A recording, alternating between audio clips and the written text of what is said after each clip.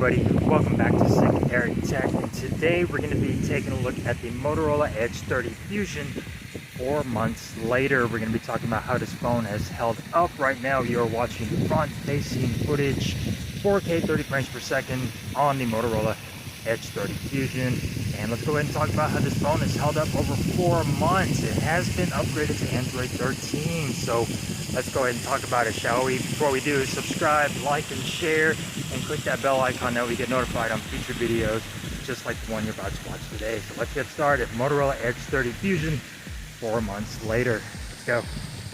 Today, we're going to be talking about the Motorola Edge 30 Fusion 4 months later, how this device is held up, and my thoughts on the Motorola Edge 30 Fusion. And I have to say that they are all pretty much really good. This device has really surprised me. One of Motorola's best looking devices, in my opinion, is the Motorola Edge 30 Fusion. It just looks fantastic, especially in this Viva Magenta color.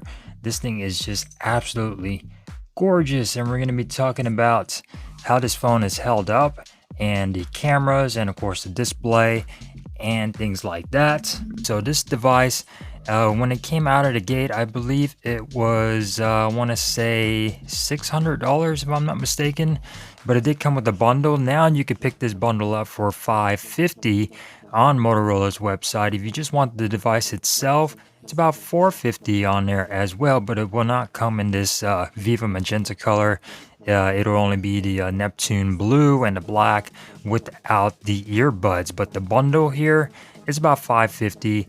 Now I think that is a decent price. You know, this is cheaper than some of the Pixels, but is this device worth it? So going on over to the actual build and the quality, the build quality of this device. So this is the Viva Magenta color, which is a vegan leather backing, and I think this looks really nice. You get this nice red color. The camera layout is all the same color.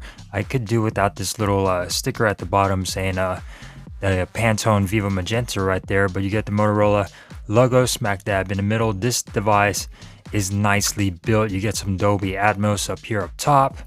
It is a very nice, slim, great feeling device. You get your speaker, your SIM tray, microphone. The buttons are in a nice area too. The volume rocker a little bit higher up, but the power button really nice position. It is textured as well, and this device feels so slim and thin in the hand. It's just a really premium feeling device. You get the metal frame going around there, and Motorola, every single year Motorola is stepping it up when it comes down to their devices, and a new Motorola Razr is going to come in this color as well for T-Mobile, so I'm very excited about that, and to compare those two, hopefully I get my hands on a new Motorola Razr Plus, which will come in the same Viva Magenta color. And the fingerprint sensor is actually really nice and really fast. As you can see right there, you do also have facial recognition on here as well.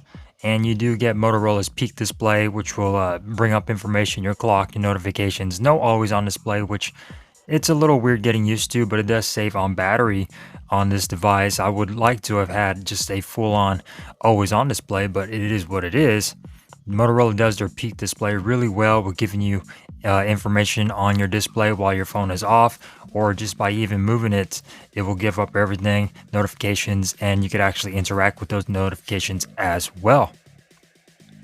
Now this device is going to be splash and dust resistance, no official IP rating. You get Gorilla Glass 5 on the front, and if you get the other colors, it's going to be Gorilla Glass 5 on the back as well. So not the highest in the specs as far as materials. This device is very light, about 5.93 ounces. The display is really nice. This is a curved display, but it's not too bad. You can see a little bit reflections on the edges, but I don't mind curved displays. It is a 6.55 inch POLED. It is 144 hertz, supports HDR10 plus, and it could go all the way up to 1100 nits peak brightness. You also have the 1 billion colors on here, 1080 by 2400 with 402 pixels per inch, and this display is fantastic. The refresh rate on here is really smooth. One of the highest refresh rate devices that I've got is 144 hertz, and you could feel it on this device. It is very smooth. The display is beautiful. The colors are fantastic. The viewing angles are actually really good, and the bezels are actually quite minimal on here as well. So very nice in the display. Very happy with it. No issues whatsoever. This is a really nice PLED panel. The blacks are black. The colors are bright and vibrant. It just looks phenomenal. Now, when this device came out, it was running Android 12, and you do get the Snapdragon 888 Plus. So it is an older processor, only by a couple of years though. And you get, this is a 12 gigabyte 256 storage model variant, and you get the Adreno 660 on here.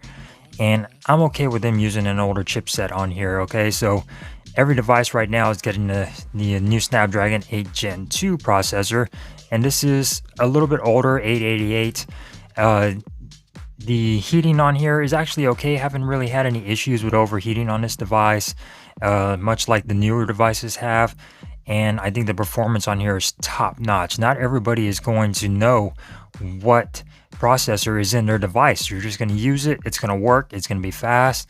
And the average person out there isn't going to know, hey, this has the older Snapdragon version. I don't like it. Of course I do. This is my job. This is what I do. I know what's in here, but the average person is just going to see that this phone is fast, responsive, can handle anything, editing, video editing, and things like that, gaming. And you're not going to know exactly what processor is in here or tell the difference between the 888 or the Snapdragon 8 Gen 1 or 2. So performance on here is actually perfect. You do get gaming modes on here as well. You also get Ready For on here, so you can connect this to your TV or computer and things like that, and display this on there and make it into a little computer. So that's really good on here as well. Now this device has recently, like literally a couple days ago, been updated to Android 13. Motorola got the update, and that is awesome news that it's nice, and it got the update for Android 13. As you can see right here, update history was on June 1st, Android 13, and all the fun stuff that comes with it. Not much has changed. Media player, there's little squiggly lines just like the Pixels. And of course, the operating system has been upgraded. Performance on here is really good. It's still fast and snappy. You get that pixel look on here, along with Motorola's, nice stuff for customization, edge lights, personalized gestures on here. So you get everything from Motorola for the gesture. So it's pretty much a hyped up or a souped up Pixel device with all of these extra features from Motorola to make it a lot more customizable than your average Pixel. So that I really do like. Motorola has done a great job with their devices and their software. You get UFS 3.1 storage on here, so that's awesome. No micro SD card slot, unfortunately. Now going on over to the cameras, I think every year, again, Motorola just gets closer and closer to giving us a good camera system, and this device is pretty good when it comes down to camera, minus the stabilization on here. It could be a little better, but the actual camera and the photos taken on this guy is actually pretty good and really usable for social media and stuff. And I'm not disappointed with the camera quality. You get a 50 megapixel main sensor, aperture of f1.8, and it does have optical image stabilization. You get a 13 megapixel ultra wide with an aperture of f2.2, 120 degree field of view with autofocus, so that's really nice. And the third one is going to be a 2 megapixel depth sensor with an aperture of f2.4 for all your portrait photos and things like that. This device can record all the way up to 8K 30 frames per second. Yes, $500 phone records 8K, and not that anybody's going to be using that, but it's there if you want it. Front-facing camera, 32 megapixels, aperture of f2.5. It also has autofocus on there. HDR, can record all the way up to 4K 30. So another thing, the front-facing camera can record up to 4K 30. Very nice app for the photos. Very similar to Pixel devices. You get your portrait, night vision, pro mode, which is really nice. And then if you go into more, you get your cutout, spot color, panorama. You get your option to do full resolution, scan, dual capture, which is pretty cool. It would use the front camera and the rear camera to record video, which is really nice. You could also switch that around if you want to, just like so. Time lapse spot color for video and dual capture for video as well. The first dual capture was for photos, but that's really cool. And like I said, Motorola is really upping their game when it comes down to their cameras and their devices, making them more premium and more flagship devices. Motorola is just inching more and more to the flagship department, taking over LG's spot, and that is fantastic. You get Wi-Fi 6E on here, Bluetooth 5.2, and USB Type-C 3.1, obviously, and everything on here that is pretty much an older flagship with a newer design, and I'm not mad about it. This device actually flies, and it's really quick, and I love it. Now going on over to the battery, it is a smaller battery. It is a 4400 milliamp hour battery, but it does support 68 watt fast charging, no wireless charging, which I think Motorola missed that opportunity. This device would be almost perfect if it had wireless charging, but it does not. And I think that's a missed opportunity because I find myself having to, unplug my wireless chargers and plug this in, using the regular charger, but it's 68 watt, guys. You can go from 14% to 50% in 15 minutes, and from 14% to 100% in 43 minutes. So really fast charging on this device, just no wireless charging, which is just a huge disappointment. And really, it's not a deal breaker, if you charge your devices normally, but I like to put my devices on a wireless charger overnight.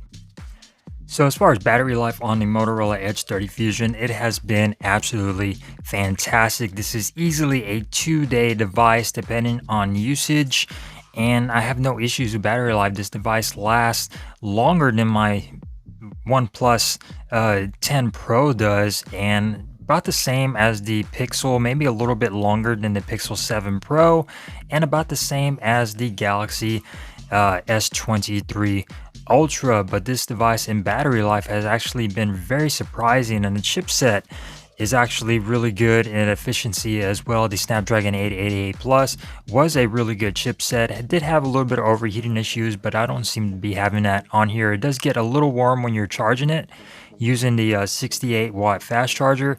But as far as using this device with the battery life has been great. No overheating on here when it comes down to multitasking and, editing videos and stuff. It's been actually really good, and the battery life has definitely surprised me on the Motorola Edge 30 Fusion. An easy 2-day device. If you're using this device, editing stuff and just doing a lot of hard work on here, then you'll probably get through a day, recharge overnight, and then you'll be fine. But easily a 2-day device with the Motorola Edge 30 Fusion and battery life. No wireless charging on the Motorola Edge 30 Fusion, and no micro SD card. And the stabilization on the camera when it comes down to video could be a little better when it comes down to stabilizing video, and it's really not that bad, but you do notice it among other devices that the stabilization on here needs some work. And those are my only gripes, is that it does not have wireless charging, no micro SD card, and the stabilization on the camera is a little iffy. So this device does have stereo speakers as well, and they do sound really nice. You do get Dolby Atmos on here with all of the functionality on here for Dolby Atmos, and it does sound really good. You get music, movie, game, podcast, and custom, and you can also tweak these when it comes down to equalizer, brilliant bass mode, vocal boost, or flat. You could also add a virtual surround sound or a volume leveler on here, and the speakers actually sound really good. You get your top speaker, which is in the earpiece up here, and the bottom speaker down here. Speakers on here are actually really good. So let's go ahead and take a listen of the speakers of the Motorola Edge 30 Fusion. That way you guys get an idea of how this device sounds.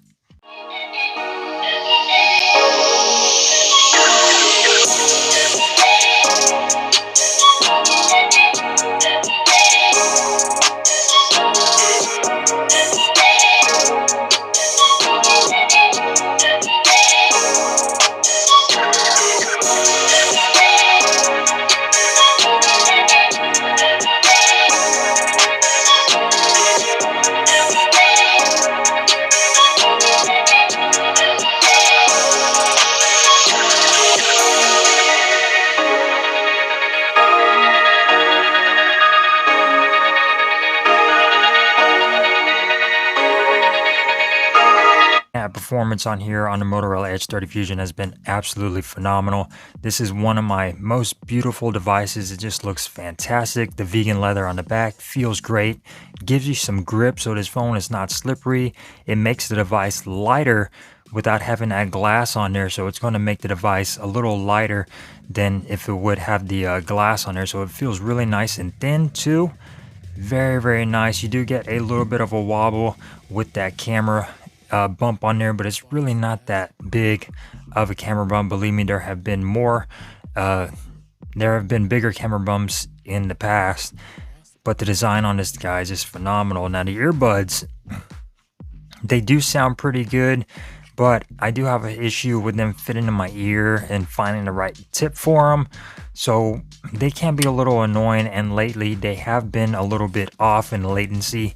When watching videos, you get that audio that's a little bit off when you're watching videos. I don't know why there's a lag on there. It just started all of a sudden using these. I was using these since day one, and they were fine. They sounded great, no issues, but recently been having that lag on there, so I might just end up doing a factory reset and seeing that helps. But they do come along with the bundle, and they are what, $200 earbuds, so $150 earbuds. They came with the bundle for free, so I think that's a pretty good deal if you're able to find this. Like I said, $550 off Motorola. If you want the device itself, just $450. And I think it's worth it. It might go down. You know, you could probably get a used version or refurbished for a little bit cheaper. And I think you should check it out because this device is really good. 4 months later, no issues. Been updated to Android 13. And yeah, it's updated. It's fine. It's running really great. And I really like this device. I like this device more than a Motorola Edge 2022. Even though that device had wireless charging and it was cheaper, I definitely like the design of this and the way it feels a lot more than that. This has been one of my favorite Motorola devices for a long time, and I've had several of them, and this one has definitely been one of my favorite. Can't wait to get my hands on a Motorola Razr. Hopefully I can get my hands on a Razr Plus and compare these two. So thank you guys for watching this video. If you enjoyed it, give it a thumbs up. If you didn't, give it a thumbs down, and I will see you next time here on Sick Eric Tech. Peace.